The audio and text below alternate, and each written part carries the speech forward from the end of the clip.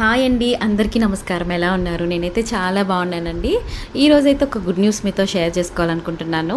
మన ఛానల్కి అయితే 900+ సబ్స్క్రైబర్స్ అయితే అయ్యారు.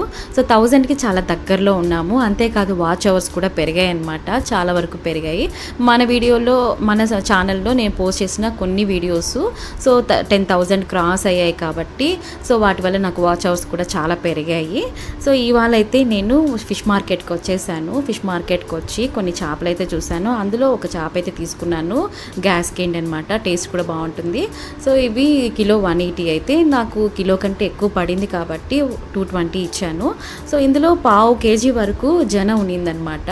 సో నేను ఎప్పుడూ ట్రై చేయలేదు అండ్ ఎప్పుడు తినలేదు. ఎప్పుడో చిన్నప్పుడు తిన్నానన్న గుర్తు తప్ప ఇప్పుడైతే తినలేదు.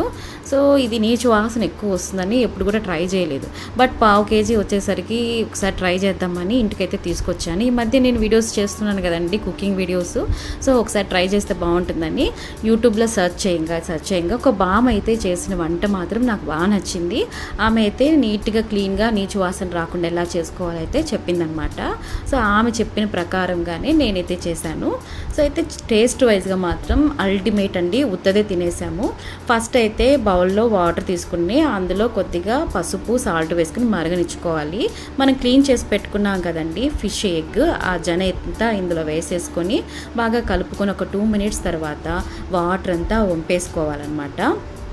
ఈ వాటర్ అంతా వంపేసుకొనేసి ఎవరైనా కానీ ఫిల్టర్ ఉంటే కూడా దాంట్లో కూడా వేసుకోవచ్చు. అలా కాకపోయినా కూడా మన దగ్గర ఏమైనా క్లాత్ ఏదైనా ఉన్నా కూడా ఆ క్లాత్తో ఆ తడి బట్టతో మనం అలాగా వేసేసుకుంటే మంచిగా ఫిల్టర్ అయిపోతుంది. ఎగ్ కూడా వేస్ట్ అవ్వదన్నమాట. సో ఇలా గట్టి పడిపోయింది. ఫస్ట్ అయితే చాలా మెత్తగా ఉంది కదా, వేడి నీళ్ళు తగలగానే చూసారు కదండి ఎలా అయితే గట్టి పడిందో. సో ఇదైతే వేడి నీళ్ళలో అలా కలుపుకున్న తర్వాత ఫిల్టర్ చేసుకుని పక్కన పెట్టుకొని ఒక స్టవ్ మీద ప్యాన్ పెట్టుకొని అందులో ఆయిల్ వేసుకొని పచ్చిమిరపకాయలు ఆనియన్స్ వేసుకొని దోరగా వేయించుకోవాలన్నమాట. సో ఇప్పుడైతే ఇందులో కొద్దిగా కరివేపాకు కూడా వేసుకోవాలి. కరివేపాకు కొంచెం ఎక్కువ వేసుకుంటే మంచిదండి. ఆ స్మెల్ అనేది బాగుండి మనకి ఈ నీసు వాసనని డామినేట్ చేస్తుంది. ఇప్పుడైతే పసుపు అలాగే కారం 1 స్పూన్ వేసుకున్నాను. కొద్దిగా సాల్ట్ వేసుకున్నాను. అల్లం వెల్లుల్లి పేస్ట్ కూడా వేసుకున్నానండి, వీడియోలో అయితే చూపించలేదు. సో కొద్దిగా అల్లం వెల్లుల్లి పేస్ట్ వేసుకుని లైట్గా రోస్ట్ చేసుకోవాలి. ఇప్పుడైతే బాగా వాష్ చేసుకున్నాం కదండి చేప గుడ్డు, అది ఇందులో వేసేసుకోవాలి. ఈ జనని వేసేసుకుని బాగా కలుపుకోవాలి. సో మనకి అక్కడ పచ్చి వాసన అనేది రాకుండా నీసు వాసన రాకుండా బాగా ఫ్రై చేసుకోవాలన్నమాట లో ఫ్లేమ్లో. ఇప్పుడైతే ధనియాల పౌడరు అలాగే మిరియాల పౌడరు వేసుకోవాలి.